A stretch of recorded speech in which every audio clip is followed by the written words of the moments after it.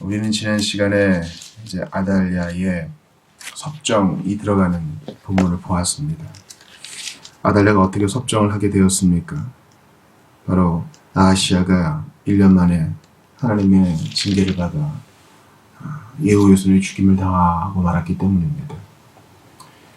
아달랴는 남은 다윗의 씨를 모두 없애버리려면 참혹한 계획을 실행하죠.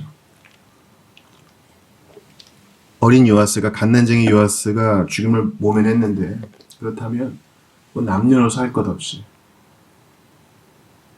요아스보다 조금 나이가 많은 아이들도 죽임을 당했겠죠.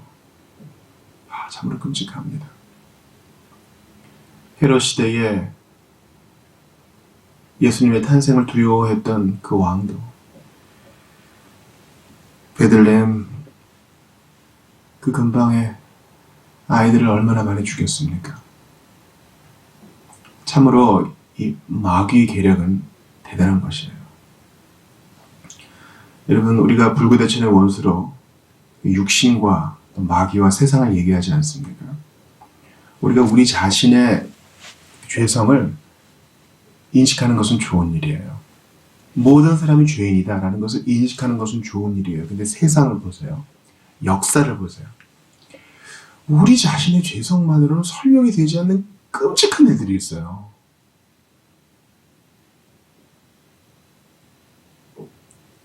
하나님께서 바닷물이 육지로 들어오지 못하도록 경계를 정해놓으신 것처럼 사람의 죄성에는 어떤 한계가 있습니다. 인륜이라는 게 있거든요. 양심이 있어요.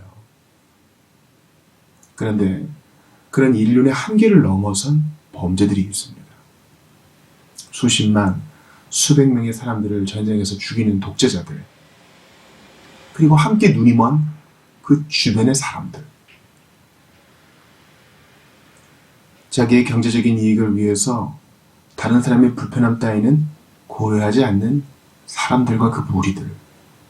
그래서 우리는 이런 세상의 어그러짐을 설명할 때 반드시 마귀를 생각하는 것입니다.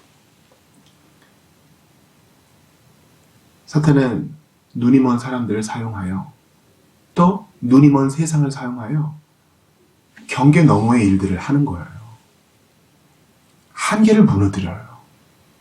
아달랴가 한 짓을 보세요. 그녀가 정말 악한 사람이라는 것은 인정합니다.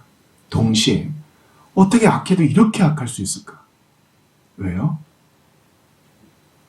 마귀가 그녀를 사용하는 거예요. 우리는 마귀가 대단히 포악하고 대단히 공포스러운 모습으로 우리에게 다가온다고 하는데 그렇지 않아요. 아주 권력이라는 매콤하고 달콤한 맛을 사용해서 사람의 손과 발을 조종하는 거죠. 헤롯도 보세요. 어떻게 한 나라의 왕으로서, 물론 이제 로마의 속주이기는 했지만 한 지역을 다스리는 지도자로서 어떻게 그럴 수 있습니까? 그 아기가 자기 아들, 딸, 자기 손주라면 그렇게 했겠어요. 마귀는 정치 지도자라는, 정치 그 권력의 달콤함이라는 여러 도구를 사용하여 오늘도 마귀적인 일들을 사람을 통해 일으킵니다. 공중의 권세 잡은 자들은요, 똑똑해요.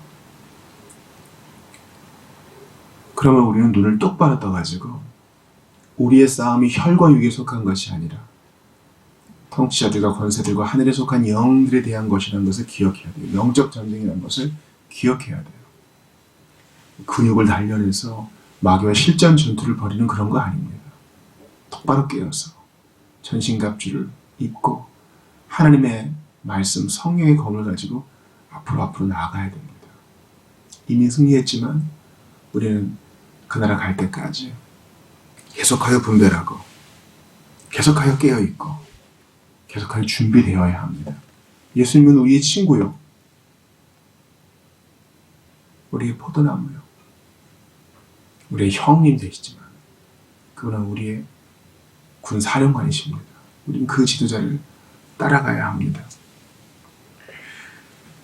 역대 23장은 대제사장 여호야다의 기사, 그가 거사를 이제 일으켜가지고 요아스를 왕으로 옹립하는 그런 장면입니다. 아주 천천히 준비하죠. 이 사람들 점고 일일이 다 명부에 점을 찍어가면서 다 헤아립니다. 그래서 일을 척척 맡기죠. 이것은 상당한 계획하에 이루어진 일을 할 수 있습니다. 그러면서 그가 한 얘기를 보세요. 3절에 보세요. 다윗의 자손들로 하여금 대대로 유다의 왕위를 이어가게 하겠다고 약속하신 하나님의 말씀대로 왕의 아들이 이 나라의 통치자가 되어야 마땅합니다. 이렇게 얘기하는 사람은 대제사장 여호야다거든요.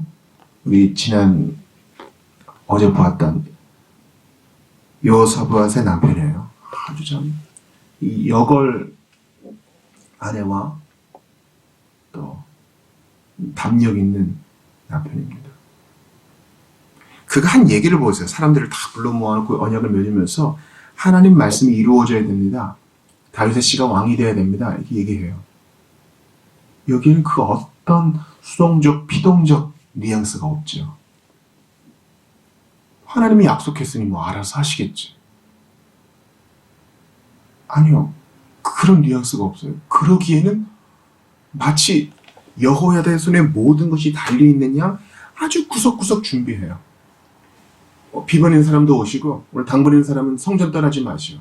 3분의 1은 여기, 3분의 1은 여기, 3분의 1은 여기 있고 왕과 거리를 최대한 좁히시고 접근하는 사람들 다 제지하십시오. 무기를 척척척 내어다가 받았습니까? 정비하고 여호야다의 손에 모든 게 달린 것인 양 정확하게 시간을 재서 빈틈없이 계획하여 움직입니다. 저는 이것이 신년을 맞이하는 우리에게 대단히 중요한 의미를 준다고 생각합니다. 우리는 하나님의 뜻이 반드시 이루어진다고 믿어요. 섭리도 고백하죠. 하나님은 한치도 없이 일하신다. 우리 고백해요. 그리고 대부분 게을러져요. 하나님이 하시겠지. 지난 목요 교회반에서도 나눴는데 정말 하나님의 주권을 100% 신뢰하는 사람은요.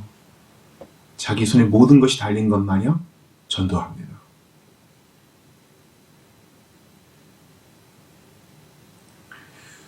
설교자는요. 오늘 안 보이는 사람이 있네. 그 사람 오늘 설교에 은혜 받아서 우리 교회 교인 되면 좋겠다. 하고 그때만 뜨겁게 설교하는 게 아니에요. 때를 얻든지 못 얻든지 말씀을 전합니다. 마치 자기에게 모든 것이 달린 것처럼 외부에서는 그렇게 보일 수 있겠죠. 여러분 설교와 전도 행위 자체를 가지고서는요. 알미니안과 칼빈주의자를 구별하지 못해요.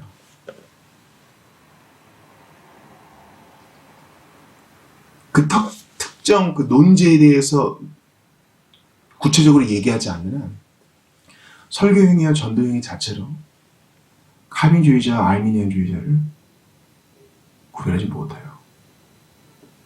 칼빈주의자는요. 지금 이 설교를 듣고 있는 사람이 당장 결단해야만 구원을 얻을 수 있는 것처럼 그 사람의 손에 모든 것이 달린 것처럼 호소합니다. 또한 어떤 알미니안주의자는요. 지금 당신이 복음을 듣는 것이 하나님의 뜻에 속한 것이냐 하나님의 예정에 속한 것이냐 하나님의 주권에 속한 것처럼 얘기합니다. 제가 지금 강조하고 싶은 것이 어떤 분파의 차이를 얘기하는 게 아니에요. 성경은 인간의 책임을 아주 강조해요. 오늘 본문에 하나님께서 번개를 내리사 아달랴를 태워 죽이시고 하나님께서 구름 기둥으로 임재하사 그동안 잊고 있었던 요아스의 존재를 사람들로 하여금 생각나게 했다. 그런 얘기가 없어요. 여호야다는 생각하고 기다리고 준비하고 실행합니다. 그것도 치밀하게. 저한테 이 재테크에 대해 물어보시는 분들이 있어요.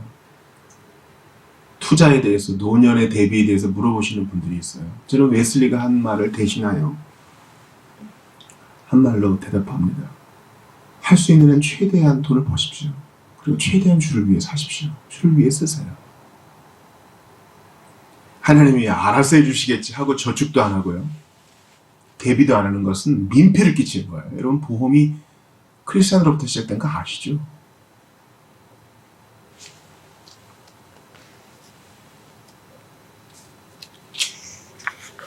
그러므로 우리는 치밀하게 계획하고 준비하고 습관을 들이고 때를 보는 부지런함이 있어야 할 것입니다. 어떤 의사가 그런 얘기 하더라고요. 병에 걸렸는데 치료 안 받는 사람 중에 크리스찬들이 많다고요. 하나님이 고쳐주시겠지 하고 의사 말을 안 듣는답니다. 마치 의사의 지시대로 하는 게 신앙이 없는 것처럼 보이기라도 하느냐, 그렇게 버티다가 나중에 비참하게 다시 나타난다, 그런 얘기를 하더라고요. 여러분, 저는 하나님의 기적적인 치유의 능력을 믿어요. 그것을 보기도 했고요. 그러나 주님은 의학의 발전에 함께 하신 분이십니다. 주님이 허락하신 모든 수단을 다 사용하세요. 불신앙으로 하는 것만 하지 마시고 하나님이 믿음 주신 대로 모든 수단을 다 사용하세요. 오늘 본문의 여호야다처럼 말이죠. 아달랴는 이 사실을 좀 늦게 알았습니다. 보니까 민심은 이미 아달랴를 떠난 것 같아요. 이 여호야다의 계획에 많은 사람이 다 동참한 거 보니까 아달랴는 사람들에게 마음을 잃은 것 같습니다.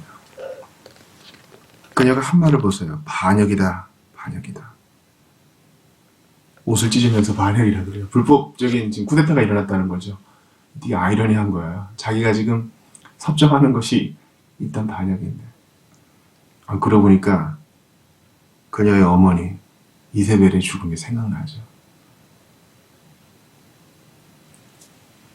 그녀의 어머니 이세벨도 하나님의 심판의 손으로 참으로 사람의 손에 참혹하게 죽임을 당했죠. 열왕기하 9장이 그것을 말해주고 있지 않습니까?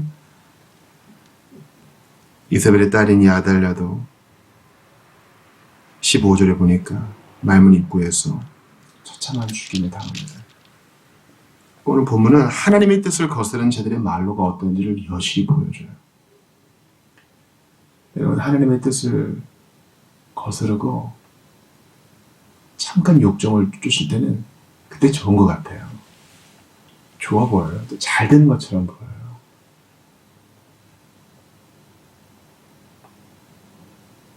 근데 최후가 어때요? 비참하죠. 어머니와 딸이 다 같은 결론을 맺고야 맙니다. 죽기 직전까지 그녀는 모든 권력을 향유했을 거예요. 그러나 일순간의 심판이 다가오죠. 반역이다 하고 알아챈 순간 이미 집행자들이 오고 있어요. 악인들의 결말이 이래요. 이 땅에서 고생도 별로 안 하고 죽을 때도 평온히 죽는 것 같아요. 그의 후손들은 그 남긴 재산으로 더 잘 사는 것 같이 보여요. 그것 때문에 배 아파할 거 없어요. 주님의 심판의 날이 되면 급격하게 그 일이 시행될 것입니다. 그러므로 두려워하지 말고 우리는 우리의 길을 가야 돼요. 우리의 손에 세계 선교가 달려있는 양 부지런히 애쓰고 힘쓰고 관심 갖고 기도해야 되는 것입니다. 내 손에 성화가 달려있는 양 최선을 다해 말씀 보고 기도하면서 주님 앞에 머물러 있어야 하는 것입니다. 여러분, 벌써 작심 3일이라고 2022년 지났지만 많은 거 어그러졌잖아요. 괜찮아요. 매일 계획 세우고 매일 작심하면 돼요. 그리고 습관을 들이면 돼요. 기억하세요. 어설프게 살면 안 돼요. 대충 살면 안 돼요. 목사님, 저 오늘 몸이 좀 안 좋은데 올해 어떤 일이 생길지 모르는데 제가 교만하게 계획을 짜겠어요. 여러분, 그게 교만한 거예요.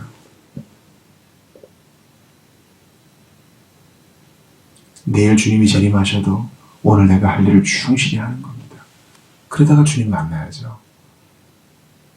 할 일 없이 빈둥대다가 게으른 모습으로 주님 만나 책망을 들을 수는 없습니다. 여호야다는 용기를 냈어요. 이거 실패하면 죽음이거든요. 온 가족이 죽음일 거예요. 그러나 여호야다는 하나님의 약속을 믿었기에 용기를 냈어요. 예수님이 달란트 비유하실 때 장사하여 남기는 자 그 얘기하죠.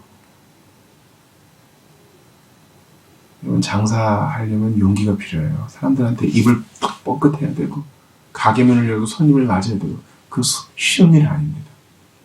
용기를 내십시오. 오늘 여러분들의 익숙한 삶의 틀을 깨고 나오세요. 예수님이 하늘 보좌를 버리시고 이 땅에 오신 것은 최대의 용기죠. 여러분들의 그 익숙한 껍질을 그걸 깨고 나오셔야 사람들도 만나고 사명도 수행하고 눈도 열고 추워도 나와야 돼요, 여러분. 약속을 잡고 나오세요. 갈 곳을 향하고 나오세요. 그래야 전도도 하고 자연을 통해 주님도 배우고 말씀 묵상한 것도 누군가와 좀 나눌 수 있고 그럴 거 아니겠습니까? 오늘 본문을 보면서 마귀적인 이 악을 보게 됩니다. 이러한 악의 창궐한 세상 속에 사는 우리는 심판하시는 하나님께 소망을 두고 예수 안에 더욱 안전히 거하게 될 수 있기를 바라는 것입니다. 악인은 반드시 심판받으니 두려워하지 말고 우리는 우리의 길을 갑시다. 우리 책임을 다합시다. 계획을 세웁시다. 기다리고 때를 분별합시다. 이불 밖은 위험해 하고 언제까지 안에만 갇혀 있을 거예요. 주의 용사여, 하나님의 사람이여, 주의 영광이 네 안에 있도다.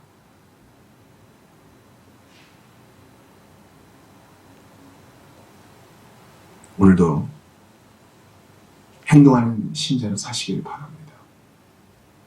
여기저기 다 이거리 저거리 휘젓고 다니라는 말이 아니라 계획하고 준비하고 하나님의 뜻이면 이것저것을 하겠나이다 고백하고 나아가는 여러분들 다 되시기를 바랍니다. 대제사장이 이 놀라운 일들을 다 이루어요. 우리의 대제사장 예수님께서 우리를 위해 해놓으신 일을 보세요. 마귀의 머리를 짓밟으시고 우리에게 자유를 주셨습니다. 그분이 왕이 되시어 우리를 다스리십니다. 아달랴, 사단의 횡포에 늘어나는 우리를 자유케 하셨습니다. 그러므로 담대히 감사하면서 나아가는 우리 한 사람 한 사람 다 되시기를 바랍니다.